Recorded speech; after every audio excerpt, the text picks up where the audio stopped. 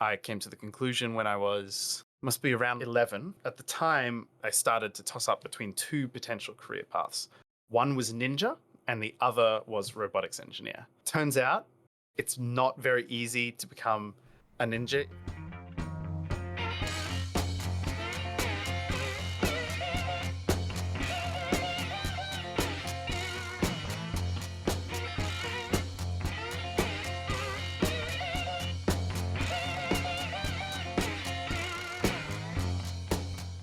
Our featured speaker today is a senior robotics engineer at Shark Ninja UK, co founder of Founders Voyage Discord community, and a fellow MIT bootcamp alumni.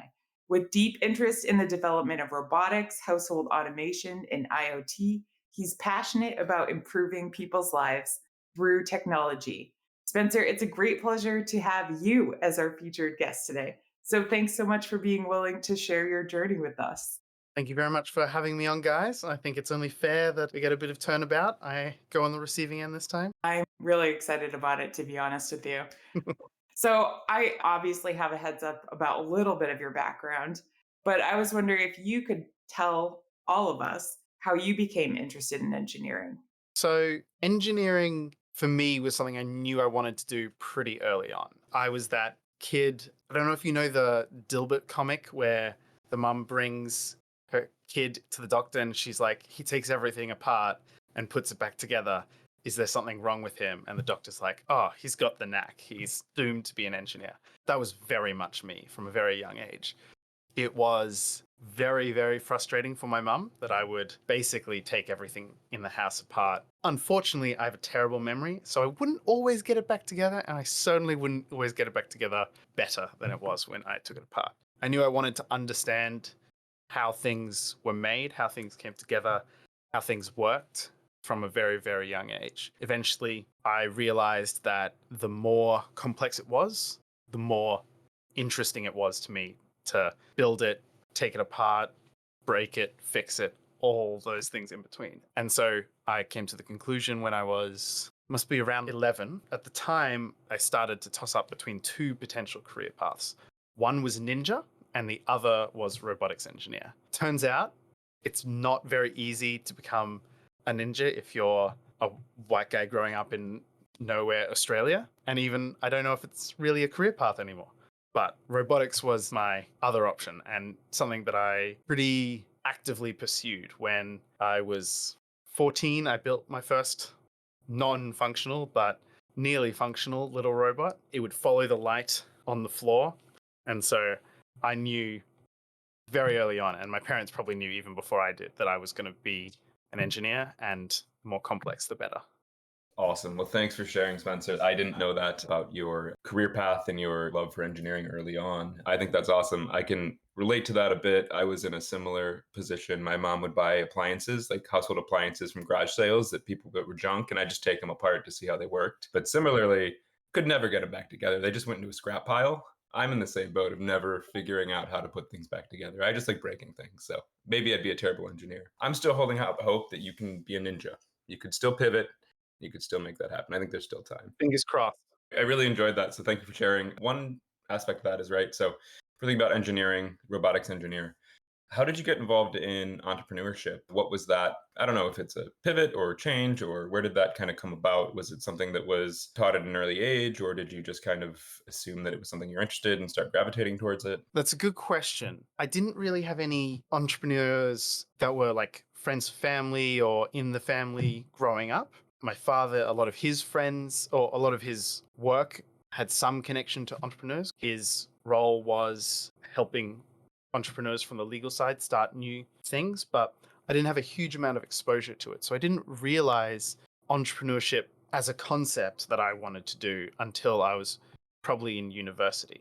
But I will say, one person who I imagine inspired me from a young age, I didn't realize was inspiring me towards entrepreneurship, was my sister, because she was, and always will be an absolute born entrepreneur. She was, when we were very little, she would like, when we got all our candy at Christmas, she would like negotiate with me to get all the best candies for her and like absolutely scam me out of everything. And then when she was like 6, she came up with this little business that she'd do at the markets where she made little poles with streamers and she'd sell those. She gathered flowers and made a little business out of selling those. She got parakeets and other birds and like bred them and sold those. So she was someone who I don't think I realized at the time, but I have in my later years realized exposed me to the concept of entrepreneurship well before any adults did.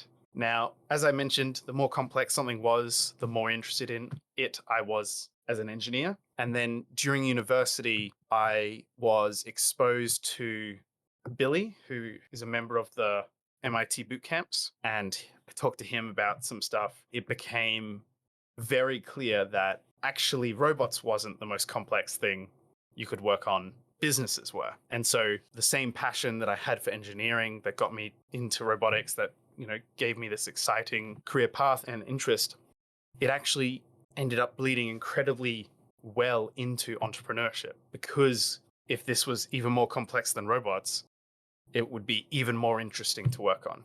So that's how I sort of pivoted, so to speak. That's such a great story about your sister that I did not know, too. So I expect that your first book is going to be called Everything I Know About Negotiating I Learned from My Sister.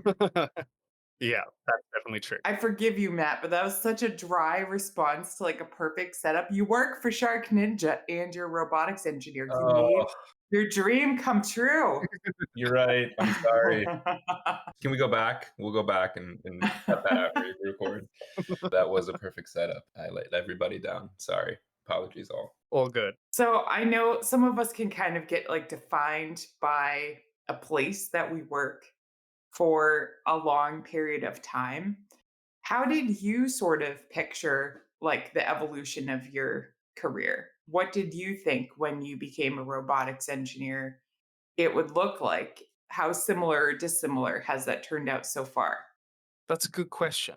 I pictured when I knew I wanted to do robotics but hadn't thought about entrepreneurship yet.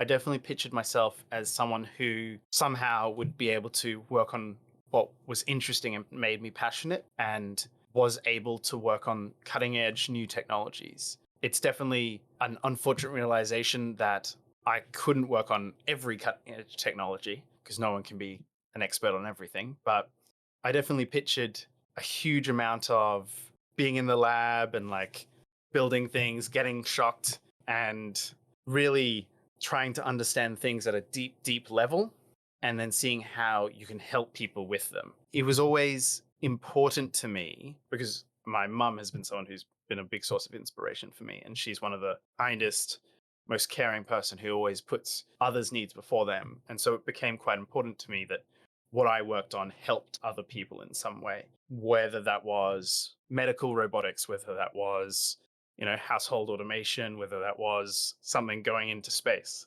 because I'm a big space nerd. But I always wanted to believe, I always refused to even accept the idea that I'd be working on something that would hinder people or hurt people. I always wanted there to be that sort of positive effect on the lives of others, because I have so much faith in technology as like a tool for humans to improve our collective lives.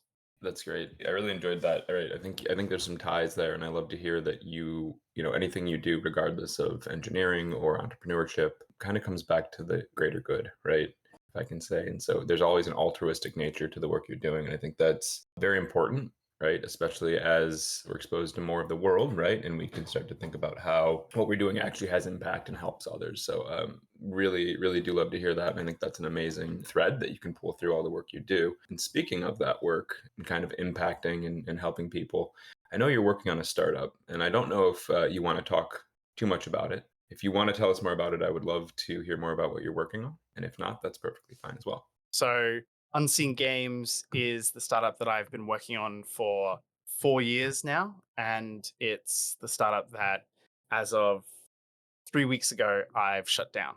It was something that came out of an experience of my own. So when I moved from Australia to Oxford in the UK, my sister lived in London, but I was still very isolated. I still found it very, very difficult to make friends with people.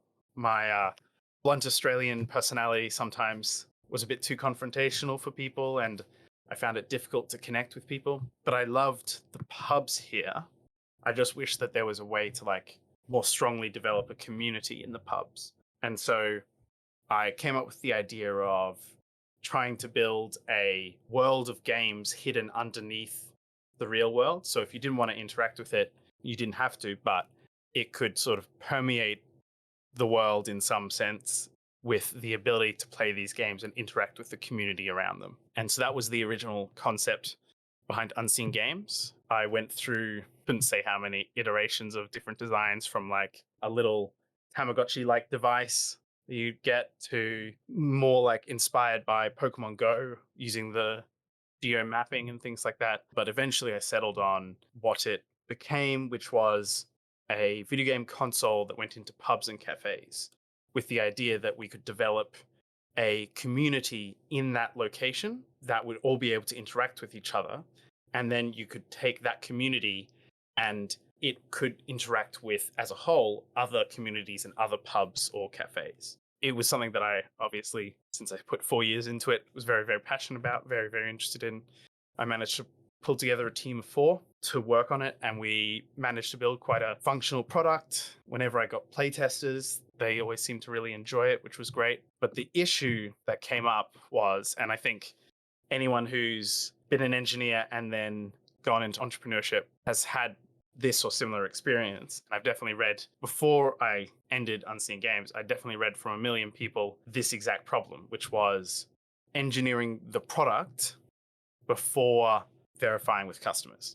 And when I when I go back through the Disciplined Entrepreneurship book, it's made abundantly clear not to do that. But that's exactly what I did. And so I probably spent a year and a half working on it and developing my skills before I really put it in front of more than just people who knew me personally. And so I worked on that for a long time until, as I said, very recently, when I came to the conclusion that my particular sales and marketing skills, as I was head of engineering and did all of the sales and marketing, my personal sales and marketing skills weren't at the point where I could sell what was really quite a complex product and needed to be into a two-sided market, because we were selling the device or renting the device to pub owners, the locations, but the people who would actually use it was their customers.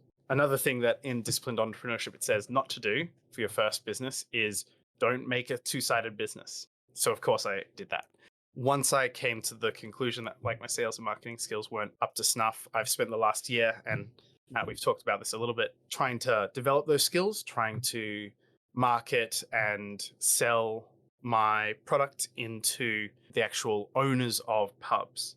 Now, the difficulty that I discovered there was just it's quite difficult to access someone who has a say, yes or no, on something that's quite out there like this. Pubs in the UK tend to have quite a hierarchical structure where they have a particular brand that owns all the pubs or franchises out all the pubs. And then the franchise owners or pub owners, they still have to adhere to the rules set by the franchise, by the main brand. And so this made it very, very difficult for me to get into talking to the people who would have an actual ability to say yes to what I was working on. And so we had all these events where we'd have people playing the games and they'd really enjoy it. And we'd get testimonials and we'd get people's perspectives. And that always went really, really well. Because I wasn't able to get to those people to access very often, I wasn't able to really clean up and work on my pitch to them. And even when I did get to those people, they tended to be a bit older, a bit less inclined towards this sort of technology gaming solutions. A number of them had been burned by Pokemon Go, which wasn't something I realized for a long time. Apparently, during the particular Pokemon Go craze that I'm sure all of us remember to some degree, they would have people come into their location, play Pokemon Go, set up a bait or lure or something, I can't remember the term for it, and then not actually buy any drinks at the location. So there was quite a bit of fear about that recurring, which is them losing seats and tables, but gaining no profit for it. So that ended up being another thing that was quite a hindrance for us, unfortunately. Ended up making the hard decision to shut down. Thank you for taking us through like the layers of that decision. And obviously, I've had a lot of reflection since then, too. Starting kind of where you ended, that is like one of those barriers that like you don't even imagine going in, but that makes so much sense to me. Can I ask you, this isn't like my like real next question, but as far as Pokemon Go goes, I know like at boot camp, we're supposed to say something like, this is the Google of blah, blah. Did you say this is like the Pokemon Go for ever as your marketing pitch? I early on did a couple of times make the comparison to Pokemon Go, and that's when I found out that a number of pub owners had this negative perception of it. Gotcha. Okay. Yeah. Yeah. And then quickly pivoted away from using that, I'm Yeah. sure. Yeah. Oh, that's not good. Okay. Yeah. Yeah, that I would never have like thought of that, but it makes perfect logical sense because when that game was huge, you're right. People were just like looking to have fun for free, like all over the city where they lived. I did not remember that we were advised to not have a two-sided market. I know it's more complex, but that's fascinating. I'll have to think of some examples, but I'm pretty sure that we have some community members that went right for that because sometimes that's how you solve your problem, right? So I don't know. I'd love to hear a successful example of that and see that challenged because maybe it was just too much to chew off at once with the mechanics of everything, huh? Yeah, I think it was just that added to the complexity. But there are things like Etsy and eBay that do manage a two-sided market. I know that this was like your baby that you were working on for like 4 years, and you kept a whole team of people internationally going with that too. That takes like a lot of energy. And I also think it takes like some passion that comes from deep within. So I'm wondering if in your reflections you've kind of uncovered like what the passion and inspiration that really kept you going was. Maybe if that's something that you see yourself applying in a different way. That's interesting. Passion and inspiration that kept me going for such a long time was, in some way, to some degree, the people that I was working with. One was a very good friend from university, and I'd always hoped that I'd be able to develop something with him. Another was a friend of his who I'd met a few times, and we got along really well. And then the third member that I brought in was a game developer here in London. So each of them were people that I got along with really well and enjoyed talking with. And their passion and excitement for the idea amplified my passion and excitement for the idea. And so we, to a degree, feed off each other, getting more like interested in it and everything, which can be a double edged sword because it gives you motivation, but it also focuses you on your product as is instead of on customer feedback. There's definitely, during the times when I was particularly struggling with sticking with it, it was to a degree just the idea of connecting all these people and making something that felt like it didn't exist, and B, a lot of people my age who are dealing with the same level of isolation I dealt with in Oxford would benefit from, would enjoy, and would engage directly with.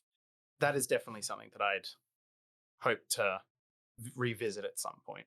I think technology and the way it's been developed for the last 20, 30 years has isolated people more instead of bringing people together at times. And I think that's something that, as someone who's so passionate about technology and engineering, I'd like to change and do something that is brings people together in a really meaningful, fulfilling kind of way.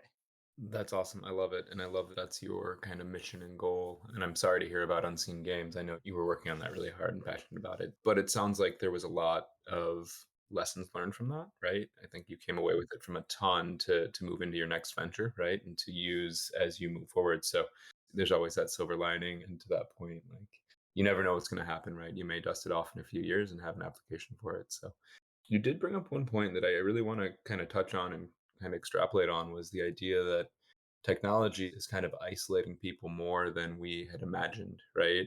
in terms of connecting individuals. And I know that AI is something that you're particularly interested in, but would love to kind of get your thoughts on how you see technology moving forward and advancing. And if we're still going to face these areas of isolation, it's going to become more intense, or do you think that we are actually going to be able to use that to our advantage to connect more or to build better pieces together? I think that's a great question. I feel we are on a bit of a balancing path ahead. Like we've got a split as a culture ahead of us. I believe there's so many ways that technology can free people and connect people and make them have access to things that they don't have access to otherwise. But I think on the other side, there has been and there will continue to be people pushing towards technologies that actually isolate. Things like certain social medias and certain video games, even, which I'm very passionate about video games. Some of them definitely employ certain Skinner box tactics, psychology tactics to focus people on it instead of their connections to other people. The more that's left rampant, the more dangerous it can be. I think also, as a species, we're getting much more intelligent about understanding the negative ramifications. Isolation is going to very dramatically decrease across our lifespan. I think people are more and more aware of it, seeing the damage that it's doing. And because of the level of interconnectedness of the globe, we can see that there's problems that other people are dealing with that are the same as our problems. And that can connect us and give us opportunities to interact and to work on those problems as a more cohesive whole. We are definitely in a more connected time than humanity has ever been before. And we have more tools and capabilities to improve the future than we've ever had by massive orders of magnitude. In regards to I think AI is an amazing tool that can be used for a lot of good applications, as long as it's not only restricted to like small groups, which it isn't so far, and as long as we have levers to push against it if it goes too far in some ways. So one really good example that's come out recently, as I'm sure many people know, there's image generating AIs that are used. And what a lot of the people who make those AIs do is they basically suck up all of the images on the internet without permissions, without credit or anything like that, and just take them and use them to train their artificial intelligence. And then recently, what's come out is some tools for artists to place on their digital artwork as, I mean, it's described as like a poison for AI. Now, I don't want that to be used everywhere by everything and image generation AIs to not work. What I do want is there to be a lever on both sides of the perspective so that if it goes too far in either direction, collective is pushed to a unified solution. This is going to sound very nerdy, but I studied for robotics a lot of systems engineering. And in that, you always want to make sure you have the ability to lever in either direction around your problem set. And the same is true for these sorts of tools. I think they need to have a counter lever that can be used if they go too far.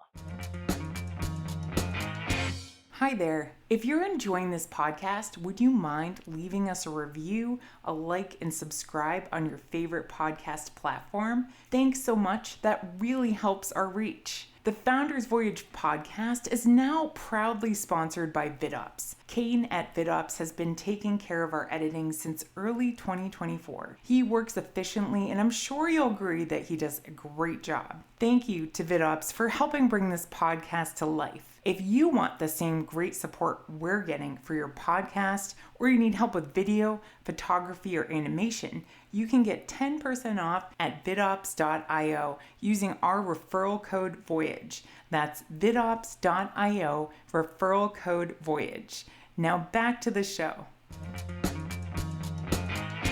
I think that is such an interesting concept. That's not one I've heard of, the poison for AI on an image, because like I do have the Adobe suite. So the way that they have set theirs up is they have a group of images, a large group of images that they've paid for licensing for, and you can buy unlimited licensing to those images.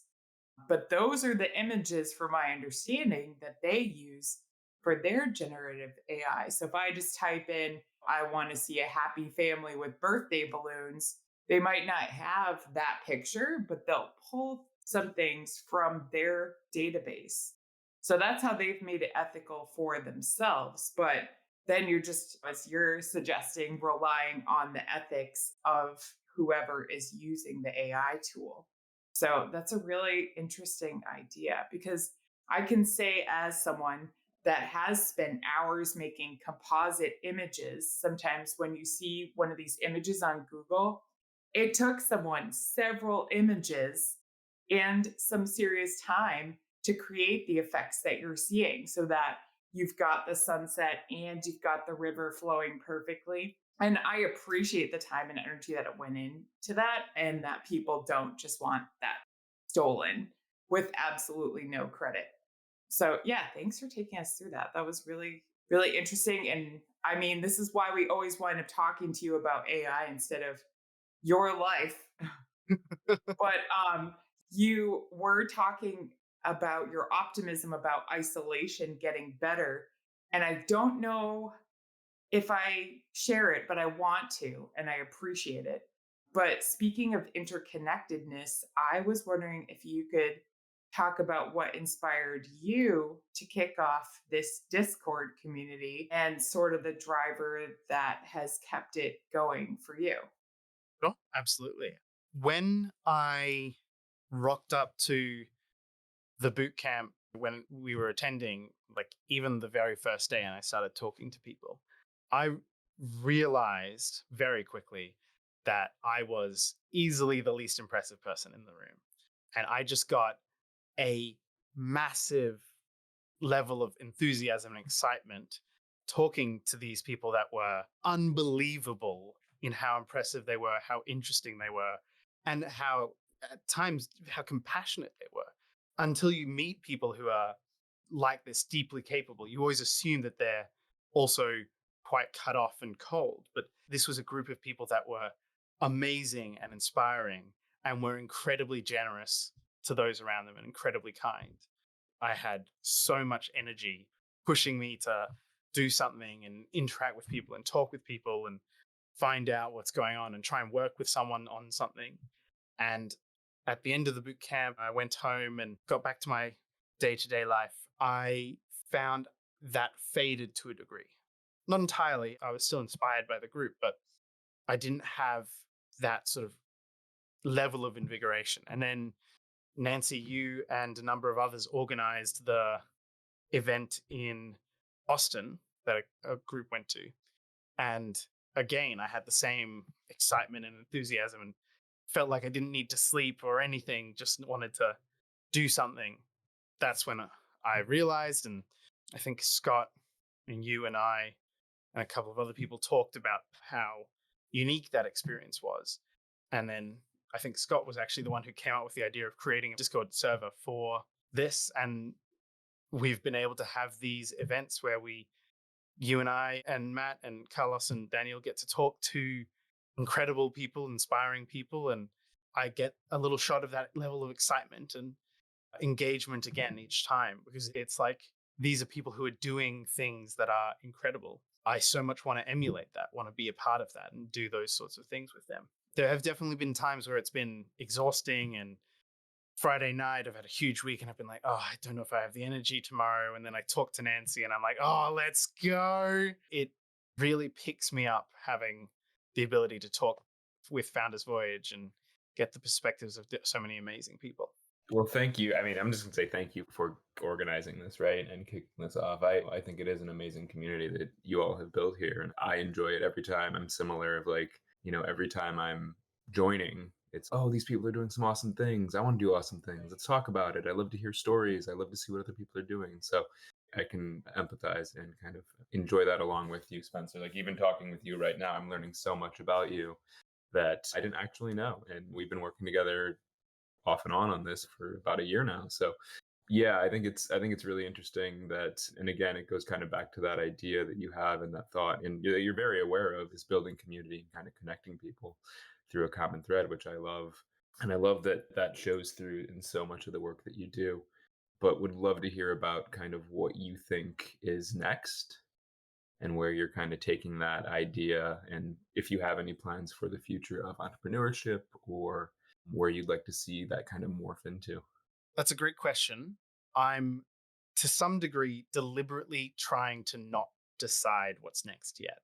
I've like shut down unseen games. I've got a lot more of my time back. So what I'm working on at the moment is I'm trying to work on little technology projects that I'm excited to make, but don't have a business application, or I'm trying to stop myself from thinking of a business application for. But what I do want to do next year, after I've given myself a bit of a break, is I think one of the biggest issues I've had with entrepreneurship as an individual is the time between realizing a decision needs to be made and making the decision. For me, especially with my background of engineering and just like the person that I am, is quite a long time. What I hope to do next year as one of my goals is to become comfortable with reducing that time period between the need for a decision and making the decision. I've listened to some very impressive entrepreneurs like Alex Hormozy, who talks about if you are capable of making in one day a decision that your competitor makes in a week, then you're operating functionally 7 times faster than them. If you imagine that in entrepreneurship, you always have another decision to make, another thing to conclude on, to realization to make. So if you can make 7 decisions in a week that your competitor makes across 7 weeks, you can move so much quicker. You can try out and experiment with so many more things. That's the skill I'm trying to develop. Now, this plan isn't set in stone. So obviously, I'd appreciate any advice from anyone on maybe better ways to go about this. But given my skill set in software and the ease in which one can develop SaaS businesses, so software as a service businesses, I'm hoping that what I can do next year is force myself to make 3 different SaaS businesses across the year. And obviously, if they're successful, hopefully just keep working on them and develop them into something. But after the 4th month of a particular one, I want to kill it if it isn't doing well, instead of dragging it out, even if I'm passionate about it. Not because I don't think people should work on things they're passionate about. I very much do. But because I think that's a way that I can improve and I can become much better at doing the things that I'm passionate about by learning to stop doing the things that aren't working. That sounds like you're applying like a rapid prototyping or iterative innovation to your business practice, which I think is a really cool concept, and love that idea for you to kind of just try it out, see what happens, and then get rid of it if it doesn't work. Do you have a method for deciding on the projects? Do you have any idea of what those projects are, or is it just as you move Uh, forward, figuring it out as you go? I've got roughly 30 ideas at the moment. I haven't picked any of them. I've got one that I am leaning towards at the moment, which is a for weightlifting, a tracker app that you can have on your phone, and it tracks the weightlifting, the moving of the bar, and give you like quite detailed 3-dimensional feedback, such as like which arm you're favoring, what rate at which you're moving it, whether or not you should increase or decrease the weights, things like that. But I haven't solidly decided on what my first one is, and certainly not what my second or third will be. What I'm not lacking is ideas, and I have hopefully the right book right here, Disciplined Entrepreneurship. I'll try and go through the steps like I always should, but don't consistently do, to weed out some of the ideas and come to the conclusion on the 3. That's great. I really love that you're not lacking ideas right now. Another thing you said too made me think of something he talks about in Atomic Habits. He gives his rules for creating habits, and one of them is make it easy. And the inverse of that is creating a barrier to unfavorable behaviors. So it kind of sounds like you're of that mindset. Like, okay, I've told myself I need to do these things, but now I think I'm going to just reframe how I'm looking at it. I would say the other part of your plan sounds great, but the other part is that you're not alone, right? Which it kind of goes back to like with community. And I just want to point out that even though you felt like the least interesting person in the room, so many people that I've talked to felt like that in our class, in other classes. It is just that kind of environment where you just feel like, how did I wind up here? And that is a terrifying but awesome feeling. I still feel like that. But I think I connected with you pretty early on too, because we share a kinship in kind of understanding people on a deeper level and really like the mechanics of human inspiration. I mean, that is kind of like engineering the human being, if you will. And it became apparent to me eventually after years, even though I feel like the least interesting person in the room, that like, yeah, Scott did a great job building this, but he didn't want to run it. And a whole bunch of people wanted a reunion to happen, but they didn't want to do it. I was like, well, I can get people excited and I can learn other things. Fortunately, you're much more mechanically minded and technologically minded. So that has helped me greatly. So thank you for continuing to run this community. And I also discovered planning that event that so many of the members of the boot camp alumni and the group we've discovered beyond that are serious lifelong learners, like really deeply passionate about it. I was so surprised that we had no trouble getting people willing to speak to the group. We didn't need to go out and hire all these external speakers. And I was kind of like, how has the boot camp program not done more of this? I think I was chasing learning, and I'm not trying to be mean, but they have their bills to pay, so they had to chase money first. I think they do that, but under a different way. And this just gives us the freedom to chase the learning. And I love that. So, all right. So I need to be quiet now and let Carlos ask his question because he has a great question for you. Hey guys, well, Spencer, I was wondering what motivated you to move from Australia to the UK? And that's basically because that's an idea that sometimes it's quite frequent for me. So feel free to share your wisdom with us. I don't know if wisdom is the word I'd use for this decision. I had times where, well, a lot of the time growing up, I love Brisbane. I love where I grew up, but I don't think it has the same spirit and excitement and high energy that places like London do. I would say at times, and in some ways, I was very foolish in the decision, the way I made it, and the speed in which I made it.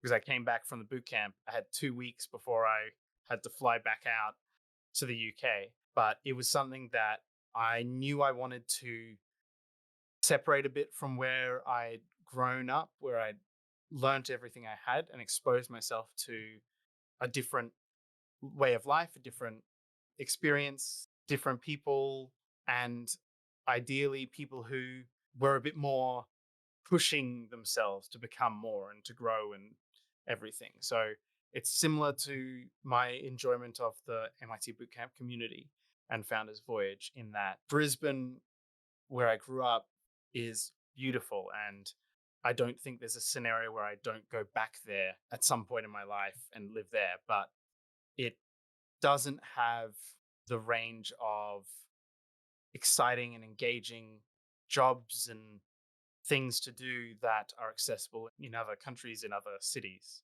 I think it's just, in a general sense, moving to a bigger city gives you access to more options to do more things that you are excited about. And London has definitely done that 100-fold for me. I hope that answers your question to some degree. It sure does. Thank you. I do appreciate it. Thanks, Carlos. Spencer, I have a quick follow up on that. How long have you been in the UK? Do you mind if I ask? The UK, I'm coming up on 7 years in May next year.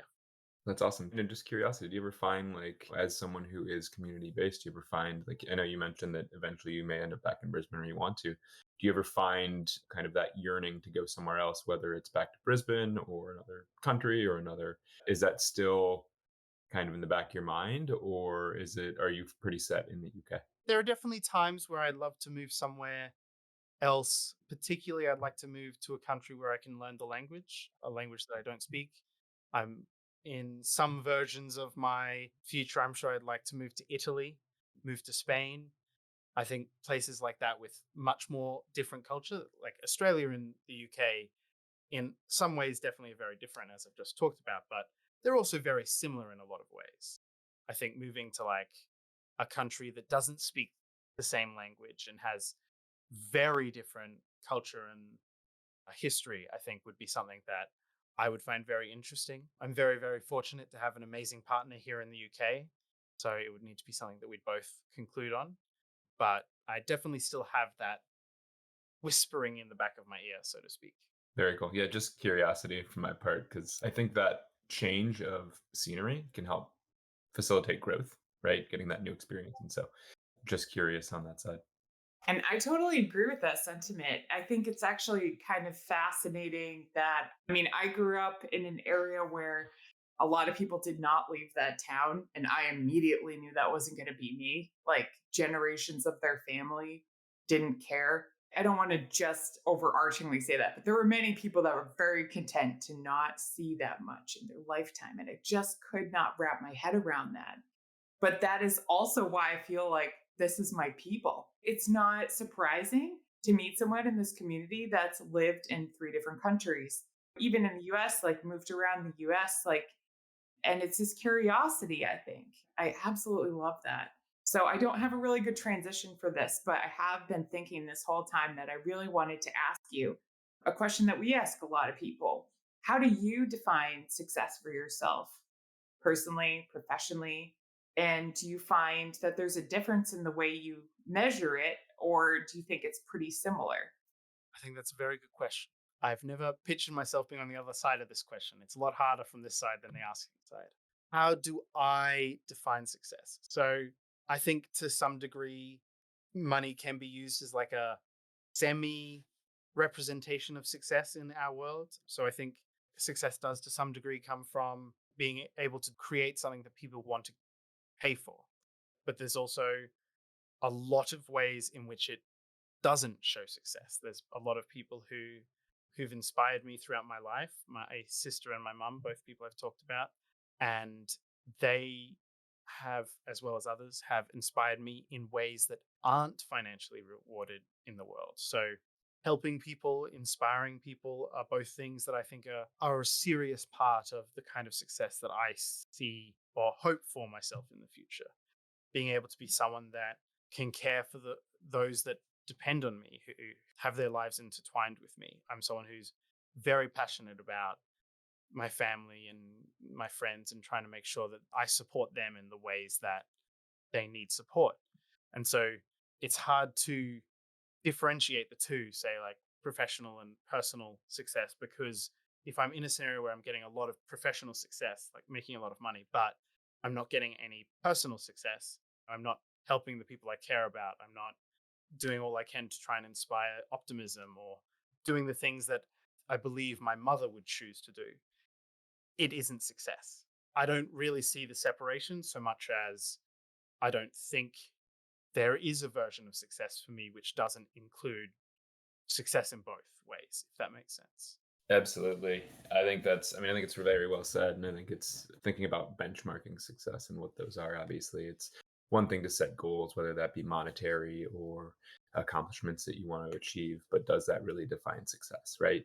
And a lot of it's interpersonal and seeing what you think success may be and how you define it based on your reality and your world. And so I love that you took the stance of, well, I can't really define it by a single attribute or variable, but I can go ahead and think about it in ways that are both fulfilling professionally and personally because they're so intertwined. I think a lot of us think in those same dimensions. It's just trying to figure out what that looks like. And so I think that was really well said, and I appreciate that. And one note that I will take away from that is Whenever I have a tough decision, what would Spencer's mother do? I think is what was coming out of that, because I think that will really be my guiding star. So I love that you use your mom as that inspiration, right? And as that kind of that role model. I think that's amazing. I love to hear that. So thank you for sharing. Appreciate it. So we are now down to the last question, Spencer. This is it. Here we are. You know what this is. You ask it week after week. So I'm assuming you've thought through it over the last few years and are ready to give the perfect answer. So, what do you think has been the best lesson or takeaway from your journey so far? What words of wisdom would you want to leave us with, or someone else gave you? I've thought about this question, you're right, literally for years.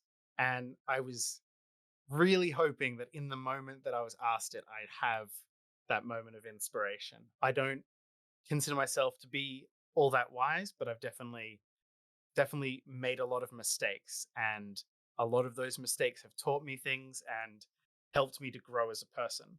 I think what advice I would give is around the things that have helped me. So, one of which, and is something that I constantly struggle with, is running headlong first into mistakes at times can be very beneficial. It is not making the one perfect pot that will get you to be the best at making pots. It's making a million pots, almost all of which are terrible and will result in one of them being much, much better than any other path. So I would say my words of wisdom, or at least one piece of it, would be willing to fail, be willing to not know the answers when you do things, push yourself to try those things. And if they don't go right, be like, I messed up. How do I learn from this? Or this was a great learning experience. What's a way I can improve in this regard? And I think that's something that I need to do more of. But whenever I've had the strength to apply it and not to get paralyzed by the decisions in front of me, it's so far, without exception, it's worked out for me. I like it. It wasn't concise, but it was real. It's going to be difficult to edit. No, I'm just kidding. No, it was great. So make a lot of pots. You can smash your mistakes and make the perfect one. Thank you so much, Spencer. I really do appreciate you being willing to sit in the hot seat and share your thoughts and your journey and everything that you've shared with us, especially the stories I didn't know and taught us today. And thanks to everyone who made time to join us live today. We really appreciate you bringing your perspective and energy to these discussions. Matt, Spencer, Carlos, as a team behind Founders Voyage, we feel really fortunate to be part of this community with you and for the opportunity to continue to bring cooperative learning experiences like this each week. So we'd love to hear your nominations for future Saturday session guests and topical conversations. And if you'd like to support the Founders Voyage podcast that Spencer is working super hard to edit, you can donate to that directly through our Patreon. So thank you so much again, Spencer. Thanks, everyone. And we hope you have a great day and evening ahead. Thank you very much, everyone. Thanks, all.